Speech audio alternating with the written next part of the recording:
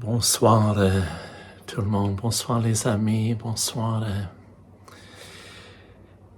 Je ressens que c'est peut-être le live le plus tard que j'ai pu jamais faire. Il est actuellement 11h34. On est le 16 mars 2024.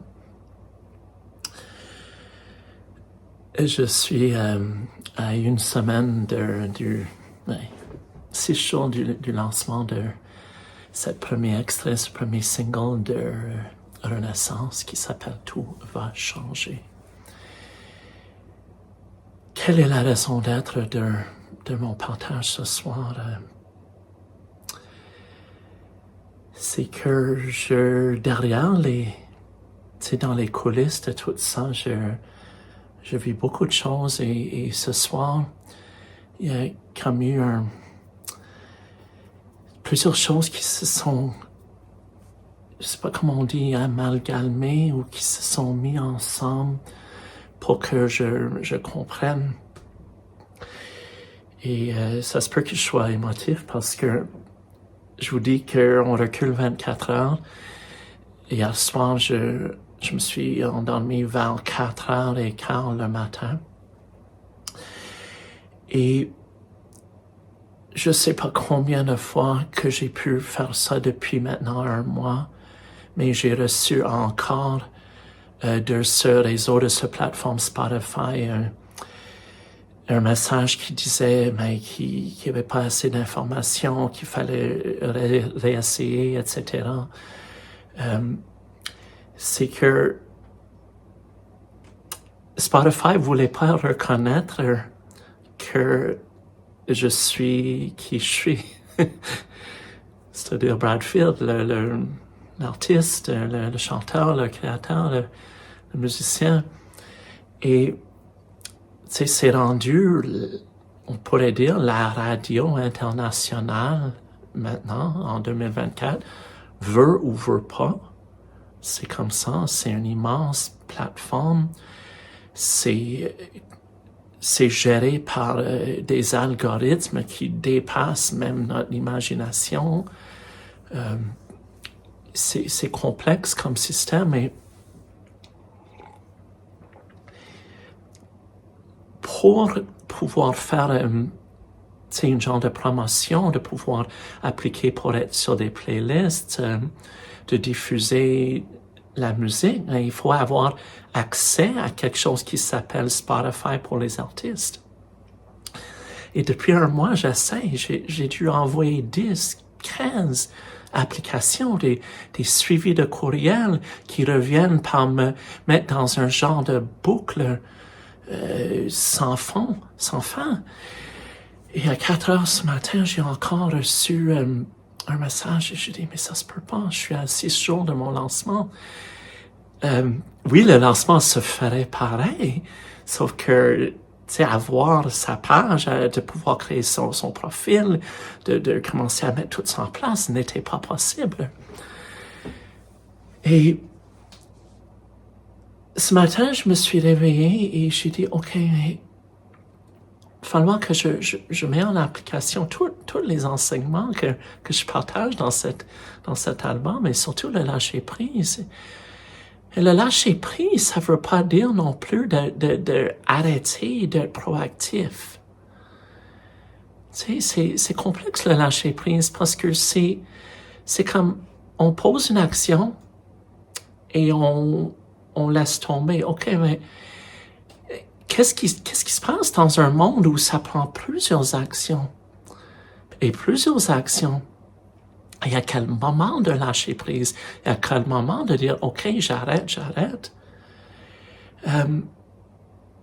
Et surtout, quand on a l'impression maintenant et je vous avais promis ça et ça sera pas ce soir, mais on vit dans un monde qui est de plus en plus affecté par l'intelligence artificielle. Et juste en regardant la manière que ces courriels revenaient, je me suis rendu compte que parfois je parlais à une personne, parfois je ne parlais qu'à un robot qui renvoie des messages standardisés en lien avec la demande quelconque. Même parfois que je répondais à une personne par son prénom et je recevais une réponse robotisée. Alors, c'était toute une affaire et aujourd'hui, j'ai mis mon attention ailleurs. J'ai continué et ce soir, j'ai travaillé sur une autre plateforme parce qu'il y a beaucoup de choses en arrière-plan. C'est pas juste de lancer une affaire et comme j'ai dit l'autre fois, mais espérer que tout va bien. Tu sais, il y a une certaine vigilance derrière ça et je répète, je suis toute seule. J'ai pas de gérant, actuellement. J'ai pas d'étiquette, mais c'est moi l'étiquette. Oh, ça, c'est une autre affaire. C'est de recevoir des courriels de Spotify pour me dire tu es pas l'artiste, tu sembles être un représentant de l'artiste. Alors, il faut que toi, tu demandes au représentant de l'artiste d'avoir accès à ta page. Et je répondais, mais je suis l'artiste. C'est comme un genre de film étrange que peut-être qu'on a vu. Je suis Bradfield, c'est moi. Je suis là. Hello, j'existe. Et ça revient, non, t'existes pas, ou non, t'es quelqu'un d'autre, ou c'est toi, c'est Apsis Music, c'est le gérant, peu importe, bon. Je vis ça depuis 3 semaines maintenant, et sur le bord de te rendre carrément fou, parce que on dit, mais, est-ce que j'existe? Vraiment? Et tu sais, pour ceux qui me connaissent, j'ai eu des réflexions comme ça, depuis une couple de jours. Est-ce que j'existe dans tout ça? Et ce soir, j'ai fait, comme je vous ai dit tantôt, j'ai eu la croisée de chemin où je me suis rendu compte de quelque chose que j'avais pas vu auparavant. Et je l'assume parce que c'est ma vie. Je suis le créateur de ma vie. Mais qu'est-ce que je vais vous partager? C'est assez personnel et j'ai jamais parlé publiquement de ça. Et parfois, dans les salons, le monde venait me voir et disait « Hey, Bradfield, on cherche ta musique en ligne sur Apple, sur Spotify, on te trouve pas. » Je dis « Ouais, c'est ça, c'est un work in progress, tu sais. » La vérité dans tout ça, c'est que ma musique, à part Spotify, a été sur les réseaux de distribution pendant des années et des années. Tellement qu'on recule, disons, en 2005, j'avais l'album d'Anaël que j'ai composé, que j'ai créé, qui était numéro 1 dans plusieurs pays sur iTunes, mondialement. Light and Love, qui était dans les top 5 mondialement en 2007, encore sur iTunes. Spiritual Beings on a Human Journey, numéro 2 mondialement sur Apple, parce que à l'époque, c'était vraiment Apple iTunes. Et alors, ma musique roulait, il était partout, notre musique. Et sans vous raconter toute la suite, en 2015, on recule maintenant 9 ans, mon distributeur américain, qui s'appellerait Allegro Corporation, qui distribuait ma musique dans les magasins, les boutiques, en ligne, etc., partout, a fait faillite. Et j'étais loin d'être la seule, on était beaucoup d'artistes, beaucoup dans le créneau de lifestyle, comme on appelait ça, au nouvel âge, ou, tu sais, c'est une grande catégorie maintenant. Et dans l'espace d'une couple de mois, mon catalogue a été complètement enlevé, il a disparu de toutes les plateformes. C'est une époque où Spotify, je ne sais pas si ça existait encore ou si ça commençait, mais ma musique a disparu. Et je me rappelle, en ce temps, encore, c'est très personnel, qu'est-ce que je vous dis, je vivais une séparation personnelle. J'avais pas la tête à ça, j'avais pas le cœur à ça. Et, tu sais, quand on vit intensément, j'ai jamais caché que je suis quelqu'un qui vit beaucoup dans les extrêmes, et avec le temps, j'ai arrivé à trouver un certain équilibre. Mais quand j'étais dans ces états-là, c'est comme si tout qu'est-ce que je vivais, ben, ça tombait dans le même paquet. Dans le sens que, jusqu'à temps que je me remets émotionnellement, j'ai dit, j'ai pas le cœur à ça, bon, certains diraient, c'est la responsabilité, c'est ta carrière. Oui, c'est vrai, mais j'avais pas le cœur à ça. Et le temps avance, Et j'ai commencé à être très occupé dans les salons et vendre ma musique et faire autre chose. Et là, on se retrouve 9 ans plus tard, les amis. Presque 10 ans, une décennie.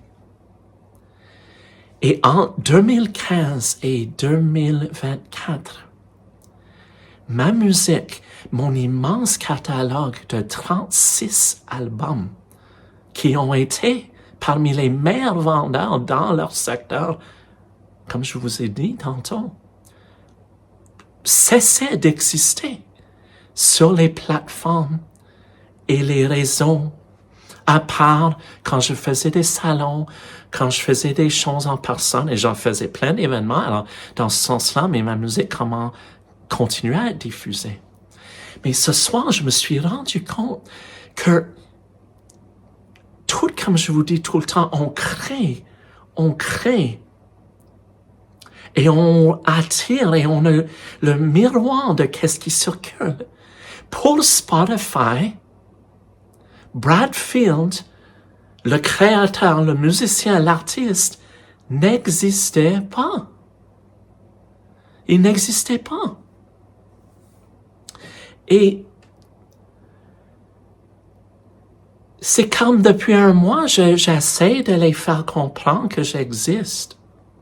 Jusqu'à temps que ce soir, par une synchronicité, on pourrait dire, que je reçois un message d'un humain qui travaille pour Spotify, qui m'a répondu, as-tu... C'est parce que le profil de Brad Field existe sur Spotify actuellement. Mais avec 2 chansons à moi, sur une trame sonore d'un album sorti en Corée, imagine, qui date il y a de nombreuses années, qui avait une chanson de Within Our Reach et une chanson de St. Peter's Gate. En plus, une couple d'autres personnes qui avaient utilisé le nom Brad Field, qui avaient sorti des trucs qui n'ont jamais vraiment fait grand chemin. Et le courriel disait, si tu as déjà des chansons sur Spotify au nom que tu veux réclamer, envoie-nous les liens. Je me suis dit, wow, ok, ça c'est quelque chose que j'ai pas essayé.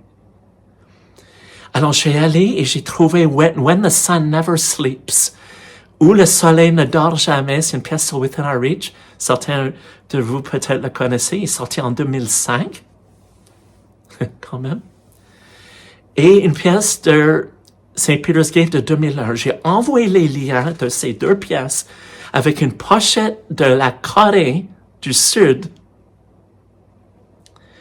Et en dedans de 5 minutes, je reçois un courriel, j'ai failli tomber de ma chaise. Vous avez maintenant accès à ton profil.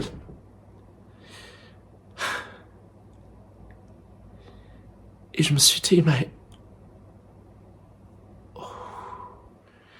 Et j'ai travaillé beaucoup avec la Corée. Annelle et moi, on a même voyagé là-bas. On a fait un trame sonore d'un film qui est encore quelque part. Il y a eu de nombreuses soundtracks, des licences. Alors, c'est grâce à cette compile de ces 2 chansons que Spotify, finalement, a reconnu que j'existe. Comme pour eux, évidemment. Et tout de suite, j'ai dit, avant qu'il arrive, j'ai allé là-dessus, j'ai mis ma photo, parce qu'il y avait une photo de moi en plus, les amis. Une vieille photo de moi, mais rien d'autre. Et j'ai mis une nouvelle bannière qui dit, je ne sais pas si vous le voyez ici à côté, mais pour ceux qui sont sur Spotify, vous allez le voir, évidemment, ce vendredi, on va parler beaucoup encore. Le 22 mars, ma chanson va sortir. Mais ma bannière qui dit « Tout va changer », Bradfield, 22 mars, est là avec une nouvelle photo qui va être sur l'album. Ça fait juste peut-être 20 minutes de ça, là. Et alors, je veux revenir sur le fait que cette idée d'exister dans ce nouvel monde où tout est robotisé, ordinatisé, l'intelligence artificielle. Oui, on existe. Oui, je suis un être humain. Mais à quel point qu'on est rendu des numéros ou des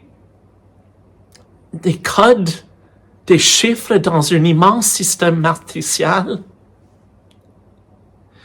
Mais j'ai dédié ma vie à faire la musique et j'ai toujours voulu rien de moins que juste que vous pouvez avoir accès, l'apprécier. Et l'autre synchro que j'ai vécu, je me suis rendu compte que la renaissance que je vous offre avec ce projet, cet immense projet, est pas juste un album, c'est ma renaissance. C'est ma renaissance. Je reprends possession de mon héritage, de tout mon immense héritage de musique. 36 albums que moi-même, j'ai laissé de côté depuis 10 ans quelque part parce qu'ils n'étaient pas disponibles sur les réseaux. Alors la renaissance de reprendre mon héritage, que avec toute cette folie que je vis, parce que, vous comprenez, c'est une chanson, toute cette histoire avec Spotify, une chanson. C'est pas de remettre 36 en même temps, c'était juste une. Mais il fallait que je le vive, il fallait que je passe à travers. Et je les ai dit dans le dernier courriel, il y en a 36 albums qui s'en viennent. Et eux autres, c'est comme, bon, ils s'en foutent quelque part, parce que probablement tu comprends? C'est même pas un humain qui m'a approuvé. Je souhaite que oui, je sais pas. Mais j'avais rentré finalement dans les paramètres, ils ont vu que le lien Bradfield, ils ont reconnu que c'était la même personne et c'est ça qui a ouvert finalement que j'étais capable de réclamer mon profil.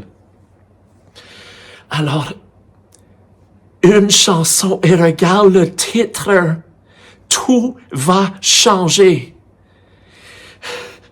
Tout ça a été programmé par mon âme. Je suis persuadé. Il y a trop de synchro, il y a pas d'hasard dans tout ça. Il fallait que je passe par là. Je parle de reprendre son pouvoir, j'en parle, je l'enseigne. Et ça, il fallait que moi, je vais jusqu'au bout de mon pouvoir, ma puissance personnelle. Et de revenir et dire, j'existe. Pas juste dans les salons et me promener, mais j'existe et je m'assume. Je m'assume dans mon identité, dans qui je suis. C'est tout ça qui s'est révélé. Et quelques jours avant de lancer la chanson,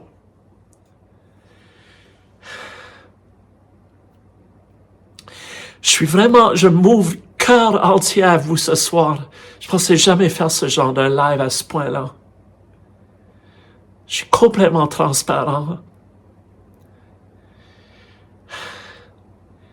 Je vis la guérison cathartique devant vous en temps réel, comme on fait dans mes ateliers, comme on fait dans mes retraites, comme je fais pour vous, et je le fais pour moi aussi.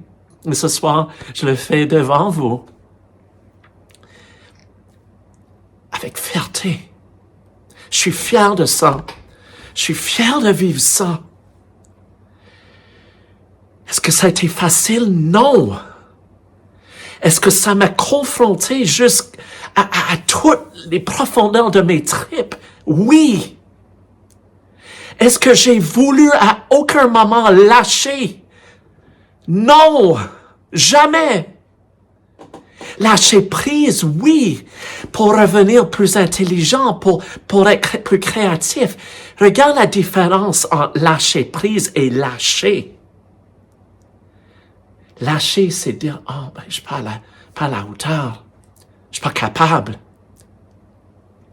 Il y a beaucoup de circonstances en jeu. Alors, je dirais un peu de lâcher prise depuis hier pour pas lâcher et continuer aujourd'hui. Juste aujourd'hui, 8 courriels. Spotify, toujours non. Jusqu'à ce soir. Alors, oui, tout va changer.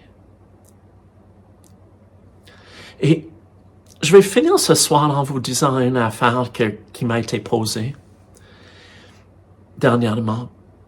C'est pourquoi, Bradfield, toi qui es anglophone de souche, pourquoi tu chantes en français? Et la seule chose que je peux vous dire, c'est que depuis un certain temps, j'ai senti cet appel. Il y a eu les 2 tendres rebelles. Là, il y a Renaissance. Je ne sais pas pour la suite. Mais j'adore la langue. J'ai intégré la culture. Je vis au Québec depuis de nombreuses années. Et comme tout que je vis, quand je le vis profondément, mais j'ai envie de l'exprimer. Alors c'est pour ça qu'en ce moment, cet nouvel album est encore en français. J'ai très hâte que vous le découvrez. Alors, Spotify, il va être là à partir de minuit le 22. Je vous ai parlé de ça plus cette semaine. Mais je conclue ce soir en dire que j'ai beaucoup de gratitude pour cette expérience. J'ai la gratitude pour l'accompagnement de mon âme, de tous les êtres célestes, les maîtres ascensionnés qui peuvent être là, vous autres qui sont là, qui vous m'encouragez aussi, en privé, publiquement, peu importe. Ça va être toute une renaissance, les amis. Et je vous dis à très bientôt. Je vous aime. Et surtout, je m'aime.